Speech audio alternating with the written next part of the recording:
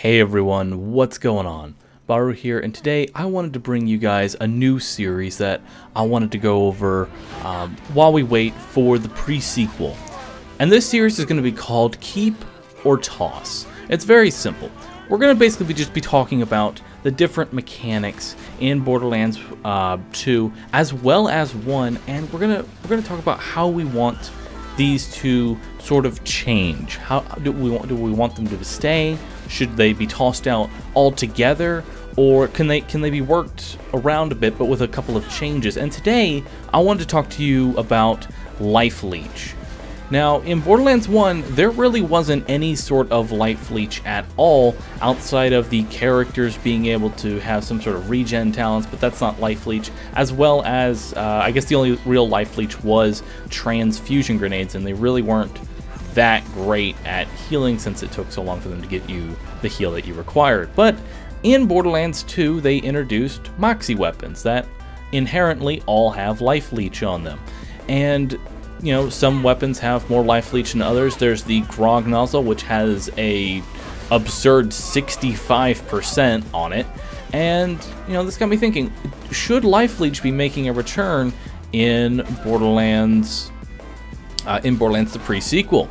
I know a lot of people were saying they don't like having to rely on Life Leech, and they would rather damage to be a lot lower and not have to worry so much about burst damage, like the blaster that, you know, pretty much brought me down to health gate in the first 2 seconds of the fight. So yeah, that's what I want to talk about. Should Life Leech be making a return? I personally have never really had too much of an issue with Life Leech in general, but I feel like it needs to make some sort of change so that way the Life Leech only comes from the gun itself.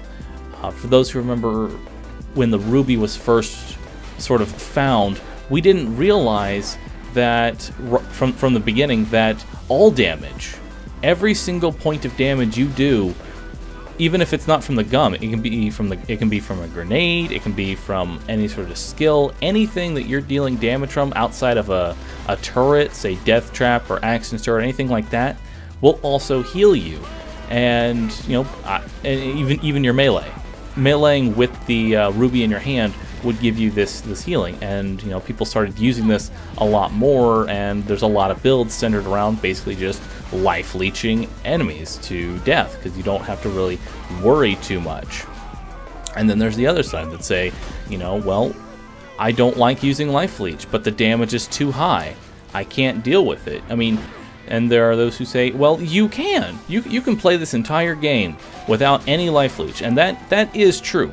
It is possible to go through, say, Digistruct Peak on Overpower 8 and not use a single Life Leech weapon and only rely on, say, you know, your natural healing. It's possible to do that, and that doesn't mean it makes it any easier to do, though. And it doesn't make you any better for doing it without Life Leech. It just makes it less frustrating to do it with Life Leech rather than without.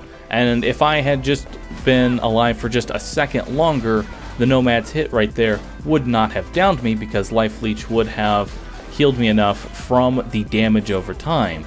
And this is another reason that I like Life Leech, is that it gives damage over time in the harder difficulties an actual purpose outside of just the standard kind of combat their health regen, which it really kind of doesn't. But you know, it gives dots another purpose outside of damage, which is the extra healing over time, which can help out a lot of dot-centered builds. For example, the Hellfire Krieg. That's basically all Flame of the Firehawk and fire dots, and it will burn enemies up in, you know, a couple of seconds because he has such high dot damage.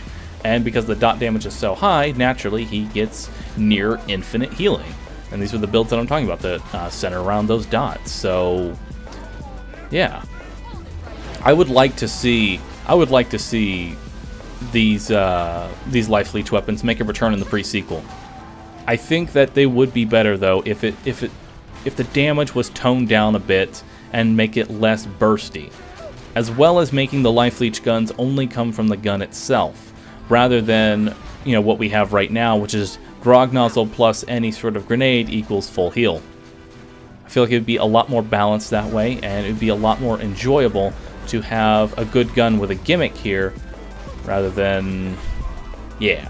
Because as you see right there, switched to my grog nozzle for just a second, and pulled off a full heal in just a couple seconds. Even though I wasn't even shooting him, that was just all dots. So how do you feel about this? Should Life Leech make a return? Should it stay to just the gun? Should it... What do you think it should do? I think it could go over a couple more changes, and so that way it became more of something that's standard to a specific gun rather than a crutch that the grog nozzle has become.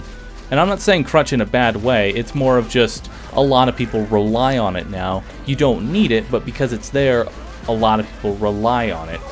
And yeah, that's the type of thing, because you can't find anyone who doesn't use a grog nozzle now. Not saying that it's bad, but it would add to more diversity. But anyway, guys, final question: Life Leech, keep or toss? You guys let me know. Thank you for watching. If you enjoyed this series, be sure to hit that like button. It supports me in what I do, and I will see you all in the next episode. Later.